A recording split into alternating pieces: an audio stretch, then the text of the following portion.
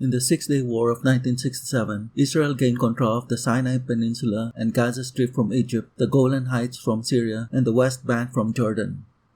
Egypt and Syria were determined to wrest back the Sinai and Golan Heights, respectively, as these were their integral territories.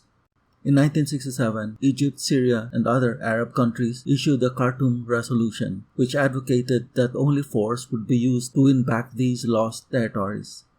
Consequently, in the War of Attrition, Egypt launched many attacks on Israeli targets in the Sinai aimed at exacting a heavy toll that would force Israel to vacate the territory. Instead, Israel was provoked to launch its own retaliatory attacks on Egypt.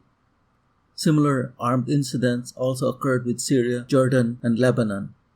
Then as the United States, which backed Israel, and the Soviet Union, which supported the Arab countries, became increasingly involved, the two superpowers pressured Israel and Egypt to agree to a ceasefire, signed in August 1970, ending the War of Attrition. In September 1970, Anwar Sadat became Egypt's president and made a dramatic shift in foreign policy toward Israel. Whereas the former regime was staunchly hostile, Sadat sought a diplomatic resolution to the Egypt-Israeli conflict. Sadat proposed that, in exchange for Israel withdrawing its forces from the Sinai and other occupied Arab territories, Egypt would recognize Israel. However, Golda Meir, Israel's prime minister, was willing to offer only the return of most of the Sinai, stating that returning all of the captured territory would leave Israel without a sufficient buffer zone against a future attack. As a result of the impasse on negotiations, Sadat prepared for war. However, as Egyptian war planners deemed that Egypt's military strength was probably not strong enough to dislodge the Israelis from the Sinai, they would instead aim for limited battlefield success, but sufficient enough to force Israel to the negotiation table. Egypt restructured its large, unwieldy military into a potent fighting force, and large quantities of modern weapons were purchased from the Soviet Union. Egypt concealed its war plans via a number of ruses. Military drills were held frequently near the Suez Canal, which were soon taken lightly by the Israelis. Egyptian communiques engaged in war rhetoric, which the Israelis soon regarded as mere bluff. The Egyptian military underreported the true strength of its forces and spoke of maintenance and spare parts issues and the lack of trained personnel for sophisticated military equipment. Egypt worked closely with Syria, which was also secretly mobilizing for war, to coordinate a two-front attack on Israel. Meanwhile, Israeli intelligence had detected the movement of large numbers of enemy troops and armored units to the front lines, and was aware of many details of the Egyptian-Syrian invasion plan.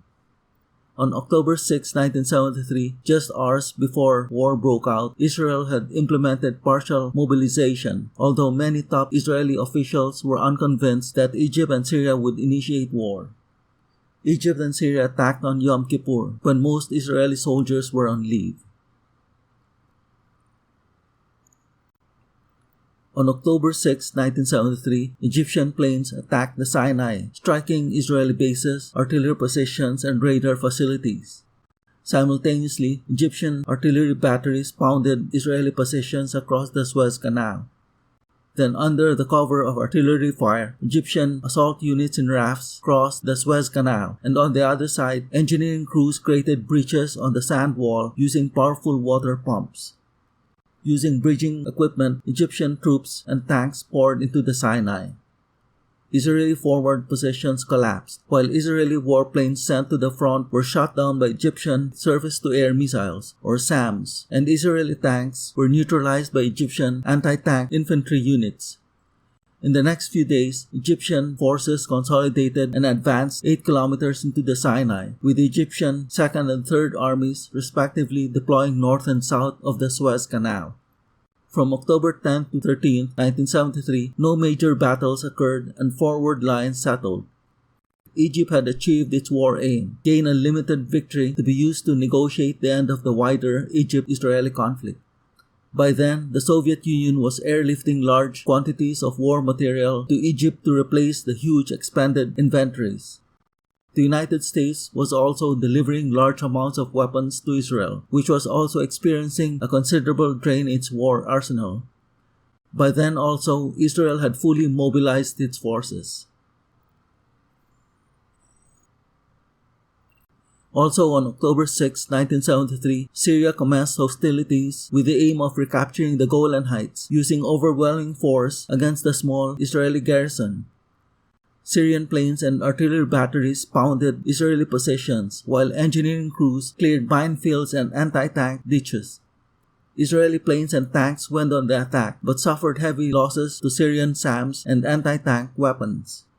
Syrian armored and mechanized units then advanced along the whole 36-mile length of the Purple Line, which was the armistice line and de facto border between Syria and Israel after the Six-Day War. In the hilly, rugged northern sector, Syrian forces met stiff Israeli defenses, but in the flatter, more open south, the Syrian advance made rapid progress, but it crucially stopped its advance before securing two bridges that would have taken the war to Israel. On October 7th, Israeli reinforcements began to arrive, as Israel had prioritized confronting the Syrians over the Egyptians, as the Sinai provided Israel with a larger buffer zone than the Golan Heights, which was located right next to northern Israel.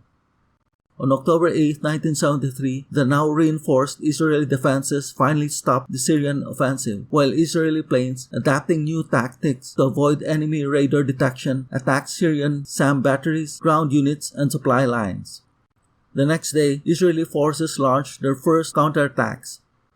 Syrian forces then launched a final offensive to take the northern Golan Heights, precipitating the Battle of the Valley of Tears, where the greatly outnumbered Israeli defenders threw back the Syrians. On October 10th, Israeli forces reached the Purple Line and then advanced into Syria, this decision being made by Israel since at this time at the Sinai Front, the Egyptian offensive was making large territorial gains and Israeli forces were suffering heavy losses. On October 11th, Israeli forces advanced toward Damascus, overcoming Syrian defenses, and by October 14th had produced the Bashan salient, 50 square kilometers of Syrian territory, and came to within 40 kilometers of the Syrian capital, where the Israelis launched artillery bombardment and air attacks on Damascus and other targets in Syria. Other Arab countries, notably Iraq and Jordan, responded by sending troops and weapons to Syria, and consequently, further Israeli ground advances were stopped by the combined Arab forces.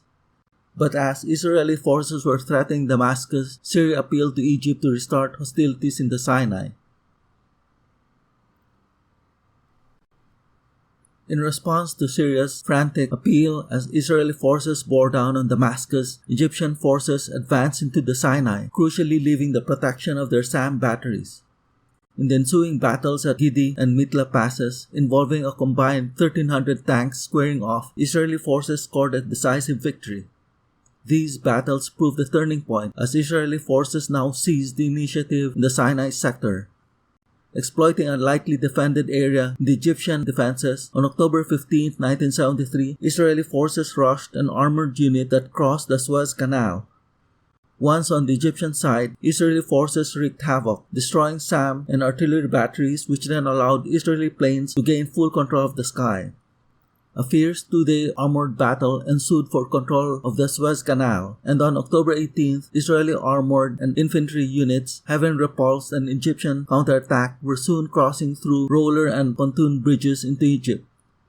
Israeli forces then advanced into Egypt. An armored division moved north toward Ismailia to cut off the Egyptian Second Army, and another armored division headed south toward Suez City to isolate the Egyptian Third Army. In the north, Israeli forces won a series of tank battles and on October 21st came to within sight of Ismailia.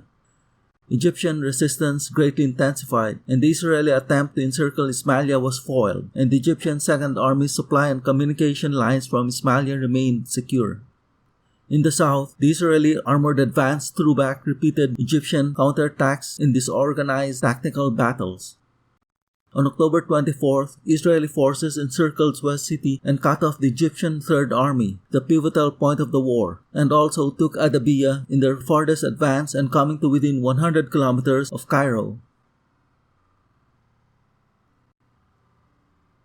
The United States and Soviet Union had followed the war's progress with great concern, both even sending powerful fleets to the Middle East that were locked in tense confrontation. And when Israeli forces trapped the Egyptian Third Army, the Soviets threatened to intervene directly by sending Russian ground troops to Egypt. The United States responded by raising its war readiness, and the war now threatened to directly involve the two superpowers. Earlier, on October 22, 1973, the UN Security Council called for a ceasefire, but fighting continued. Then, with the Israeli advances in Egypt threatening to directly involve the two superpowers, the Security Council passed successive resolutions that repeated calls for a ceasefire, and the United States applied strong pressure on Israel, cautioning that Israel's destruction of the trapped Egyptian Third Army was not an option. Israel and Egypt then agreed to end hostilities on October 25, 1973, later signing a formal ceasefire on November 11th. Syria also agreed to the Security Council ceasefire. At the time of the final ceasefire, Israeli forces had captured 1,600 square kilometers of Egyptian territory west of the Suez Canal, while Egyptian forces occupied 1,200 square kilometers of the Sinai. The war had contrasting effects on both countries. Egypt hailed it as a victory and a vindication of its disastrous defeats in previous wars, while the war shocked Israel, despite its forces remarkably recovering from their early defeats to carry the war to Egypt and Syria. There followed a dramatic positive shift in Egypt-Israel relations. In 1974, both countries signed two disengagement agreements where Israel withdrew its forces from the Suez Canal and portions of the Sinai. And in 1979, Israel and Egypt signed a peace treaty that finally ended the 3-decade state of war between the two countries.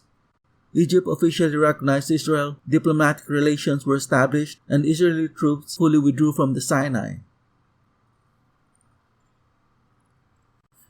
By contrast, in the Syrian-Israeli sector, for many months after the October 1973 ceasefire, fighting continued that sometimes threatened to erupt into another full-scale war, with Syrian forces launching a war of attrition with hundreds of attacks to dislodge the Israelis from the Bashan salient and Golan Heights, and Israeli forces launching reciprocal actions.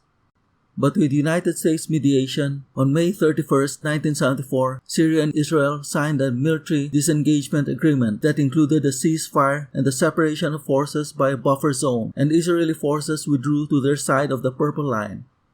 A UN force then occupied the buffer zone, and unlike Egypt, Syria has refused to negotiate for the return of the Golan Heights, which it is still determined to win by force and which has since led to a perpetual state of war between Syria and Israel.